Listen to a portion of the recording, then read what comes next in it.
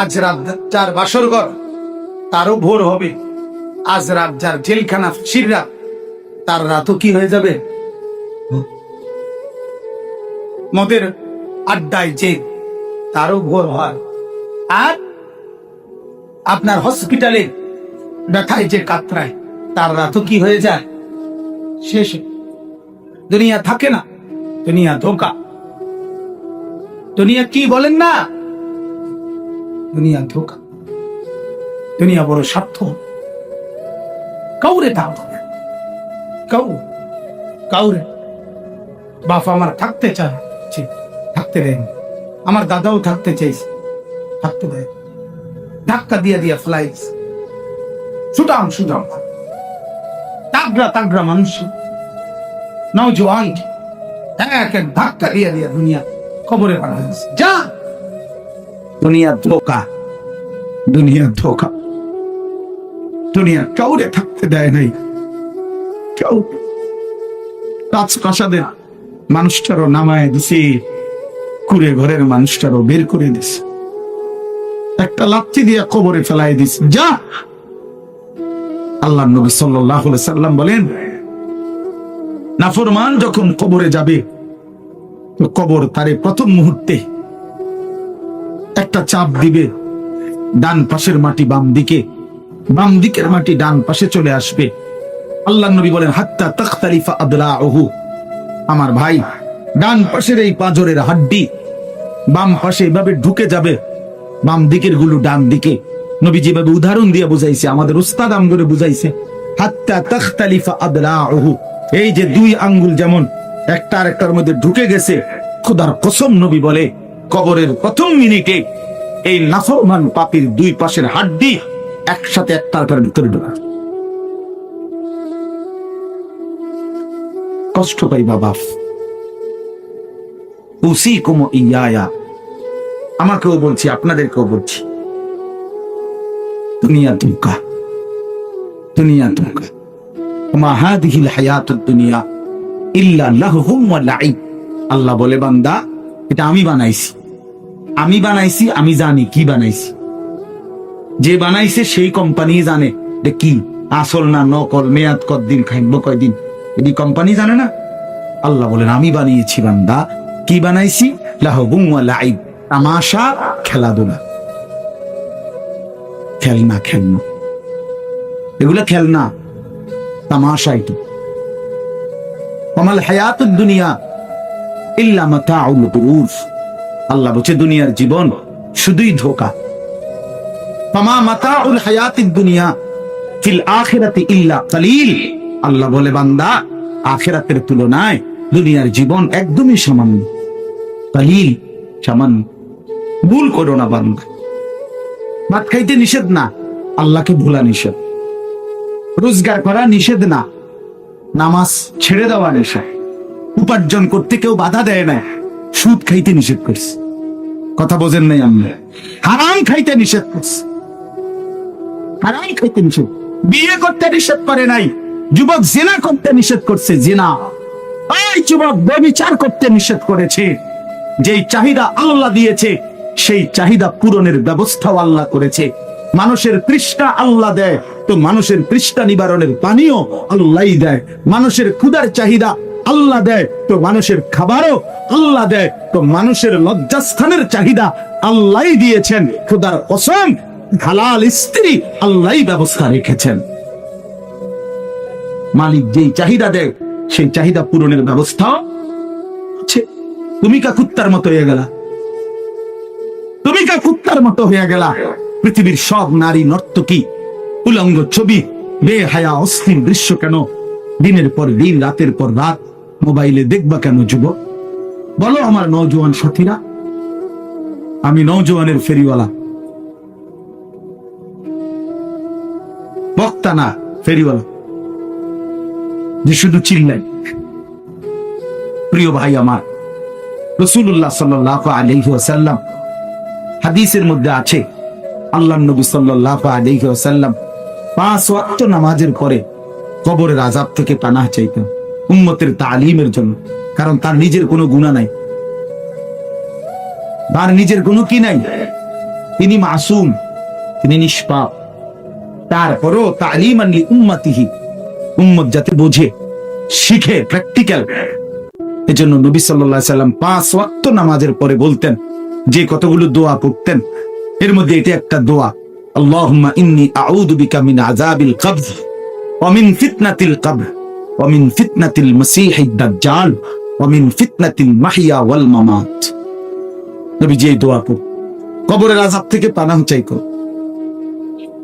রাসূলুল্লাহ সাল্লাল্লাহু আলাইহি সাল্লাম বলছেন, উম্মত আমার দিল চাইছিল, নবীজি বলতেছেন আমার মন চাইছিল একবার যে আমি আল্লাহর কাছে দোয়া করি যে কোন নাফরমান পাপী যখন তোমরা লাশ দাফন করবার জন্য কাঁধে করে নিয়ে যাও, তখন ওই বেঈমান কে পরিমাণ চিল্লা, এই চিল্লানিটা একটু যেন তোমাদের শোনায়।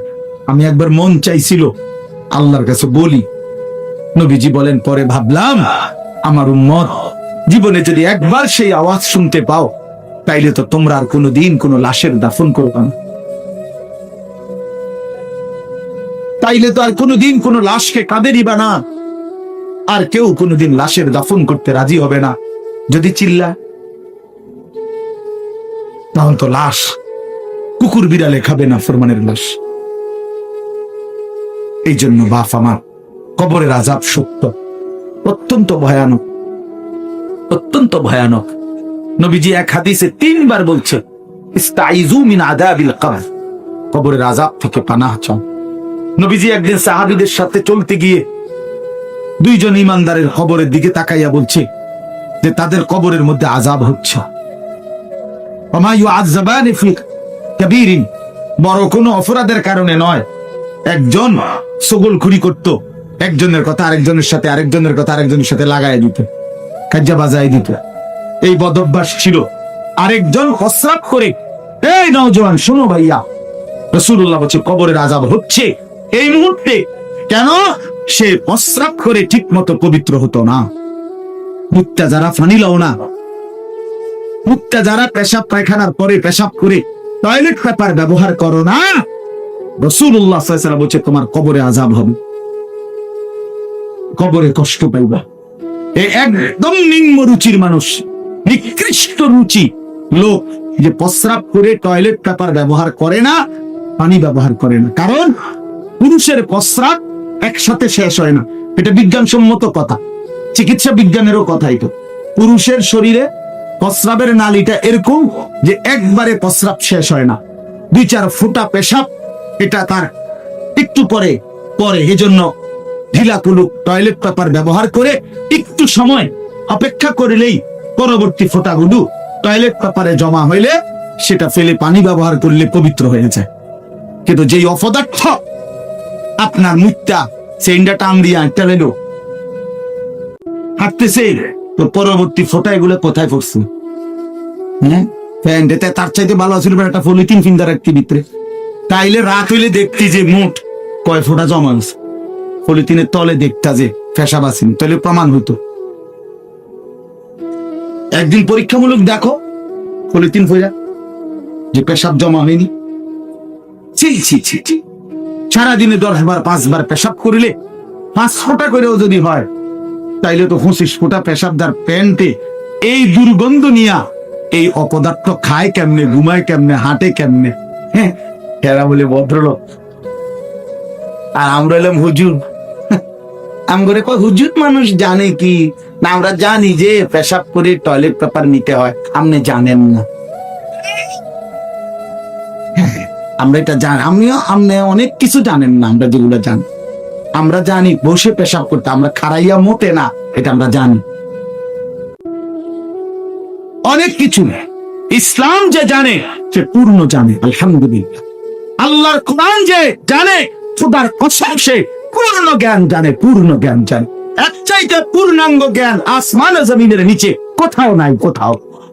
পৃথিবীর সবগুলো বই একত্র করলেও আমাদের মাদ্রাসা, আমাদের এই কোরআন সুন্নাহর 1 সপ্তাহের সমান হবে না বেটা, হবে না বেটা। সাফ কথা বেটি, অর্থ হইল দুনিয়া শিখা, বাংলা অঙ্ক ইংরেজিটা নিষেধ করছি না। আল্লাহকে ভুলে গেলা কেন? কি পড়লা? ঘোড়ার ঘাস 16 বছর কইরা কোন ঘোড়ার ডিম পারলা? মালিক চেনো না? এই অপদার্থ বলো, সেজদা চিনো না, গোলামি চিনো না, ফজরের নামাজ পড়তে পারো না, আল্লাহর কোরআন একটা লাইন সহি শুদ্ধ পড়লা না, একটা লাইন কিন্তু সাইও ফেটকারো না শুদ্ধ, তুমি কি ঘোড়ার ডিম দা পারনি? কি ঘোড়ার কাশ কাটলা ভাইয়া? দুনিয়া শিখলে আখিরাত ভুলে গেলা কেন? এতগুলো বই পড়তে পারলে মালিকের কালাম এই একটা পড়লেন না কেন? হ্যাঁ, যারা আইন করে ল তাগো এক চাইতে কোরআন শরীফ যে দুরুচা তার চাইতে 3 ডবল না 10 ডবল উঁচা উঁচা বই আছে। আমি নিজে দেখছি এ দুরুচা উঁচা বই হেতে এতটি পড়লো কেমনে? যাদের ডাক্তারি বইয়ের মেডিকেলের বই এগুলো এর উঁচা উঁচা, পুরাটা একটা মেডিকেল কলেজের লাইব্রেরিতে গিয়া দেখেন বইয়ের স্তূপ স্তূপ। 6টা বছর যে ছেলেটা এমবিবিএস এফসিপিএস করছে যারা, তার বুকটা মাটিতে লেগে গেছে। কি এটা কি গুমিত্তুটা এমবিবিএস নাকি? তাইলে এতগুলো পড়া পড়তে পারলো, মালিকের কালাম শিখতে পারলো না কেন? বলেন না কেন, কেন পারলো না? আখিরাত লাগবে না মনে করছে। মূল বিষয় হলো এটা, বাপ মাও বুঝছে, সন্তানেও বুঝছে যে এটি আমগো লাগবে, এটি হুজুরদের বিষয়। হুজুররাই কোন রকম খায় দায় ঘুম যায়, হুজুররা জানে কি? না না, আপনি অনেক কিছু জানেন, আমরা জানি না। আমরা কি জানি না? আচ্ছা বলেন, সাধারণ মানুষ অথবা উচ্চ শিক্ষিত মানুষ যেটারে টাইলস বলে, আমরা হুজুররা সেটারে মাটি বলি। কি বলি? তো আমরা তো চিনলাম। আপনারা যেটারে ফাঙ্গাস মাছ কন, আমরা এটা তেলাপিয়া মাছ কই না? তো আমি চিনছি না কি? না আপনি বলেন, আমি কি চিনছি না? আমি কি বেড়া চিনি না? না বেড়ি চিনি না, না চাঁদ চিনি না, না সূর্য চিনি না, কি চিনি না? হ্যাঁ, কি বুঝে না? তো না বুঝার কি আছে? দুনিয়া এত কিছু বোঝন লাগে না কি মেয়ে? দুনিয়া তো বোবায়ও ভোগ করে, অন্ধ মানুষও তো দুনিয়া ভোগ করে, জন্তু জানোয়ারও তো দুনিয়া ভোগ করে না? একটা হাতি, গবেষকদের প্রাণীবিদ্যার গবেষকদের কথা হলো, একটি হাতি একদিনে 250 কেজি খাবার খায়। 250, 90 লিটার পানি পান করা, বুঝেন? 90 লিটার পানি পান করা। একটি তিমি এক ঢোকে মানে এক লোকমায় 200 জন সামর্থ্যবান মানুষের সমপরিমাণ খাবার। তাহলে আচ্ছা বলেন, দুনিয়া কি ভোগ করছি আমরা? বলেন না। ফাঙ্গাস আর তেলাপিয়া, দইনা ভাতা, কাঁচামরিচ, খিরা, টমাটো, দুন্দুল, করলা, কক মুরগা, ফার্ম মুরগা, ফরোডা, ডাইলবাজি, বিকালে এলো আলু চপ, পেঁয়াজ, বন, চা। বেটা এই কদ্দুর খাইয়া বেটা একটা লাভ মারে কি? আস্তাগফিরুল্লাহ, আস্তাগফিরুল্লাহ। আল্লাহ আমাদেরকে বুঝ দান করেন। আখিরাত মূল বিষয়, ওয়াল আখিরাতু খায়রুম ওয়া আবকা। আল্লাহ বলছে বান্দা আখিরাত আসো, আখিরাত আসো, আখিরাত আসো। অতএব দয়া করে রাসূলুল্লাহ সাল্লাল্লাহু আলাইহি সাল্লামের এতগুলো হাদিসের কথা বললাম। কবরের আযাব সত্য, কবরে কষ্ট হবে বাপ, কবরে কষ্ট হবে। এজন্য আমি অনুরোধ করছি, আমরা প্রত্যেকে ইনশাআল্লাহ নিজের জিন্দেগি সুন্দর করার ফিকির করি। বলেন ইনশাআল্লাহ। বান্দা কিছু সময়ের জন্য দুনিয়া খাও, ভোগ করো, শুধু মনে রাখো তুমি নাফরমান। খাইতে দিচ্ছি আমি, অসুবিধা নাই, কোরআন শরীফের আয়াত। সকালে নাস্তা খাইতে বসছো, আল্লাহ বলে বান্দা খাও, অসুবিধা নাই, আটকাইতাম না, শুধু মনে রাখো ফজরের নামাজ পড়ো নাই। রাত 10টা বাজে খাইতে বসছো, নাফরমান, বেঈমান, আল্লাহ ডাক দিয়ে বলে ঠিক আছে খাও, খাইতে আমি বাধা দেব না, খানা আমি কুত্তারেও খাওয়াই। আরে নাফরমান, খানা কুত্তাও খাওয়ায়, কুত্তারেও খাওয়ায়। কুত্তাও ঘুমায়, কুত্তাও পেশাব পায়খানা করে, কুত্তারও বাচ্চা কাচ্চা হয়, যৌন চাহিদা কুত্তারও পূরণ হয়। এটা আশ্চর্য কিছু না। বাদ কতটি খানার নাম জিন্দিগি না? বা উঠতে পারলে আর ফুর্তি করতে পারলে এটা জীবন না বাপ। আল্লাহ বলছে খাও, কোনো অসুবিধা নাই, আমি জন্তু জানোয়াররাও খাওয়াই, তোমারে খাওয়াইতাম না কা? শুধু এদ্দুর মনে রাখবা, ইন্নাকুম মুজরিমুন, তুমি পাপী। বিল্ডিং করছো, করো, কোনো সমস্যা নেই, হতো এটা। আল্লাহ বলে শুধু ঘুমা হও, শুধু খেয়াল রাখবা যেটি সুদের টাকা, কিস্তির টাকা, লোনের টাকা, বাটফারির টাকা, এই কথাটা শুধু মনে রে, পরে বুঝইব। হ্যাঁ, পরে হিসাব অন ভাত খাও। ভাতের লাগে আটকাইতাম না আমি। দুনিয়া আমি সবাইকে ভোগ করতে দিই। যে হে আল্লাহর বান্দা, আজ হাত উঠাও। ছেলেরা খেয়াল করো, উনি বলছে ছেলেরা, এ আল্লাহর বান্দা, আজকে দুনিয়াতে হায়াত থাকতে নাম হাত উঠাও নামাজের জন্য। এখন যদি হাত উপরের দিকে উঠাও, এটা নামাজ হবে, এর বিনিময়ে জান্নাত মিলবে। আর যদি এই হাত না উঠাও, একদিন আল্লাহ ঠিকই এই হাত উঠাবে, কিন্তু সেদিন বেড়ির মতো বান দিয়া দিবে। সুন্দর নামাজের জন্য উঠাইলা হইলে, উঠাইলা না বেঈমান, মনে রাখো হাত উঠাবে একদিন। এই হাত তুলতে হবে একদিন, কিন্তু সেদিন তোমারে তুল্লা ঘাড়ের সাথে বান দিয়ে দিবে। এজন্য দোস্ত আমার, বন্ধু আমার, জিন্দেগি নষ্ট না করি। আমার হায়াত আমার, আপনার হায়াত আপনার। ছেলেরা, তোমাদের হায়াত তোমার না, তুমি আমার না আমি তোমার, তুমি তোমার। প্রত্যেকে প্রত্যেকে বাপের নাম ভাঙ্গাইলে হবে না, দাদার নাম ভাঙ্গাইলে হবে না। আমি আমার, আমার কবরও একা, আমার আখিরাতও একা, আমার হাসরও একা, আমার মিজানও একা। অতএব আমরা প্রত্যেকে আল্লাহকে মানার চেষ্টা করি, আখিরাতের ফিকির করি। বলেন ইনশাআল্লাহ, বলেন ইনশাআল্লাহ। দুনিয়া চলবে, কোনো অসুবিধা নেই, আখিরাত সাথে নেন, আখিরাতকে মিলায় নেন। বাজারও করেন, নামাজও পড়েন। কথা বোঝেন না? অসুবিধা কি? বাজারও করেন, নামাজও পড়েন, সংসারও করেন, আল্লাহরও ডাকেন, উপার্জনও করেন, হারাম থেকেও বাঁচেন। অসুবিধা কি?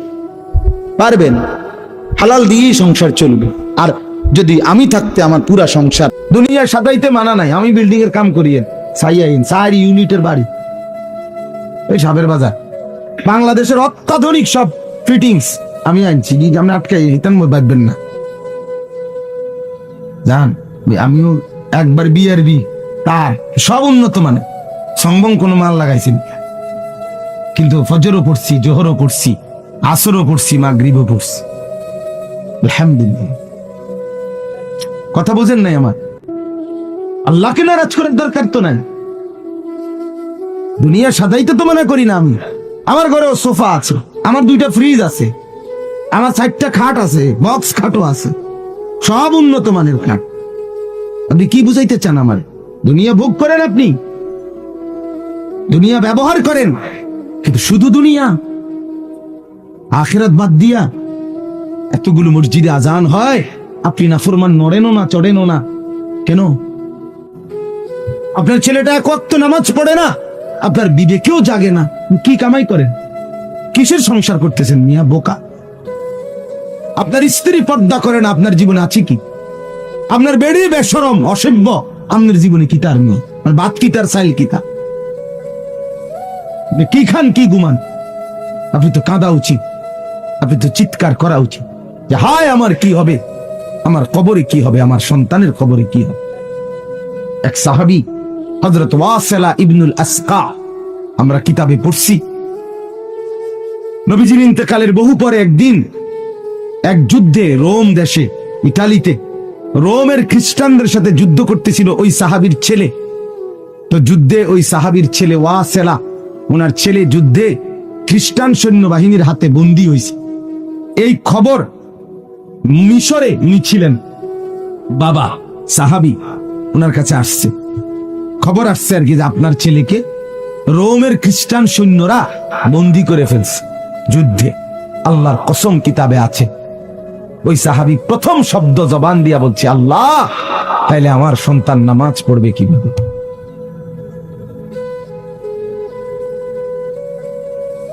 আমার সন্তান নামাজের ওয়াক্ত জানবে কিভাবে?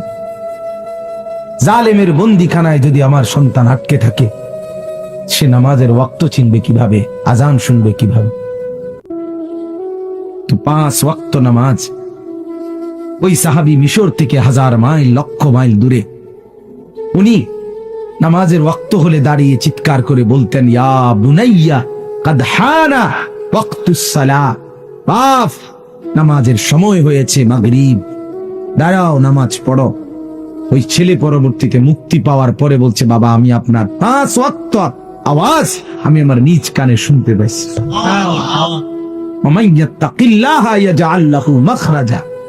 আল্লাহর জন্য কেউ ভয় করলে, ভরসা করলে আল্লাহ তাআলা তার জন্য পথ খুলে দেন। এই জন্য ফিকির করেন, ফিকির করেন নিজের এবং নিজের পরিবারের ইমানের ফিকির আগে, আখিরাতের ফিকির আগে, সেজদার ফিকির আগে, ইবাদতের ফিকির আগে।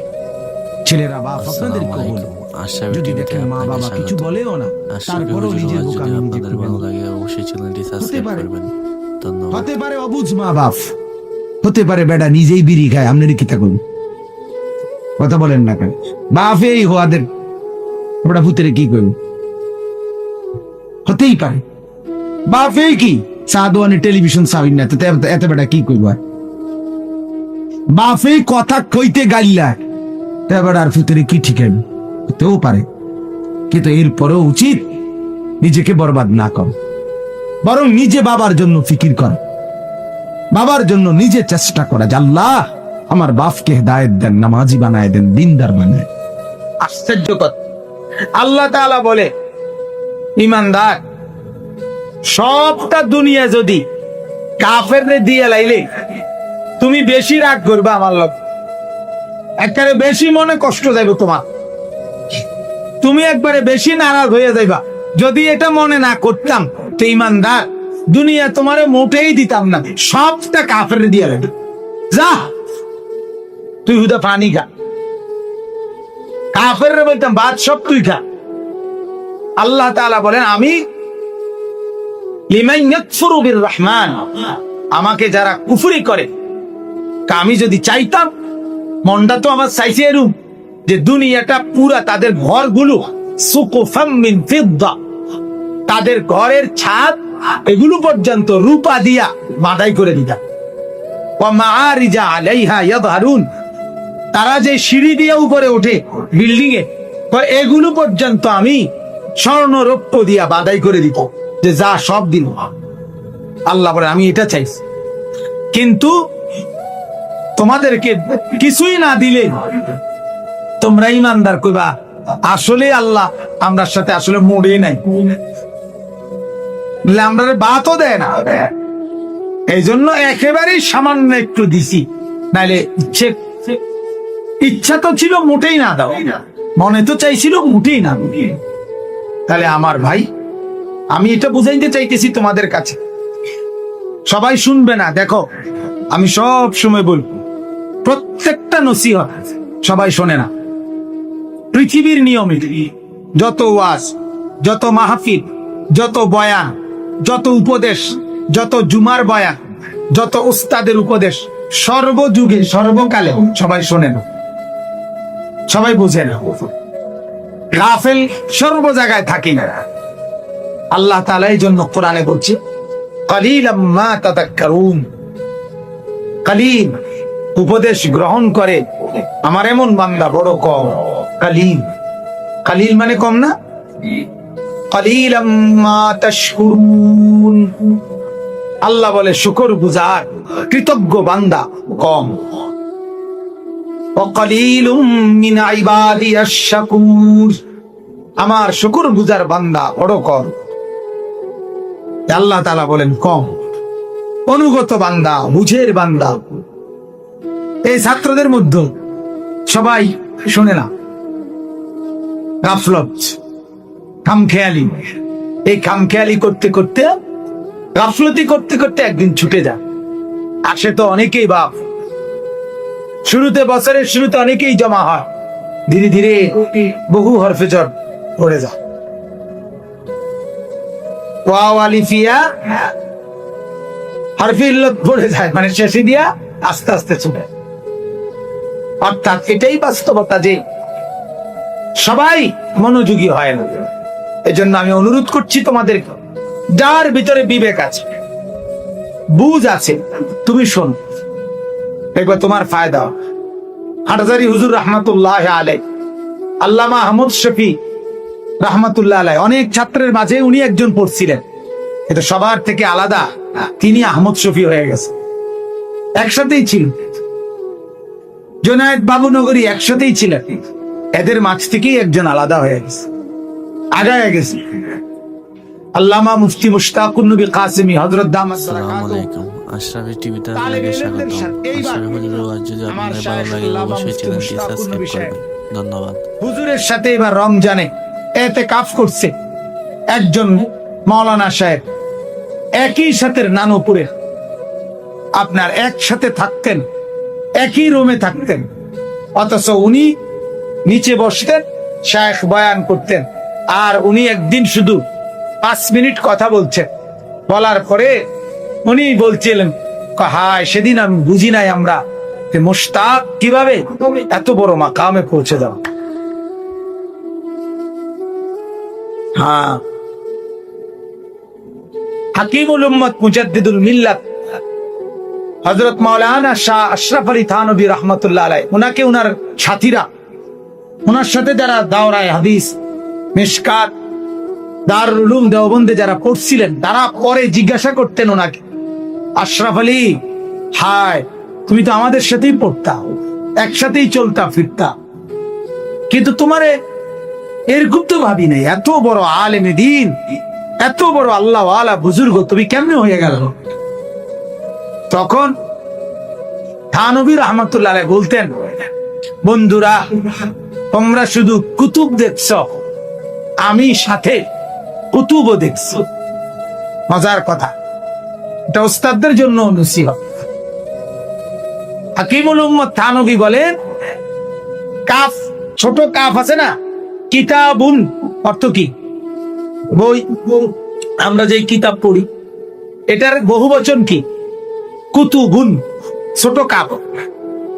আরেকটা শব্দ আছে বড় কাফ, বড় কাফ তা বা কুতুব। কুতুব শব্দের অর্থ হইল আল্লাহ তাআলা আউলিয়াদের মধ্যে, আল্লাহর ওলিদের মধ্যে একটা উচ্চতর মাকামের ওলিউল্লাহ যারা, তাদেরকে কুতুব বলে।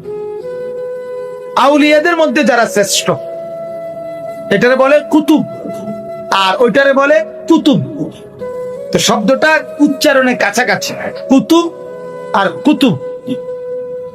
কুতুব ছোট কাফ দিয়া বললে অনেক কিতাব, আর কুতুব বড় কাফ দিয়া বললে আল্লাহর ওলি যারা, তাদের মধ্যে শ্রেষ্ঠ বুজুর্গ যারা।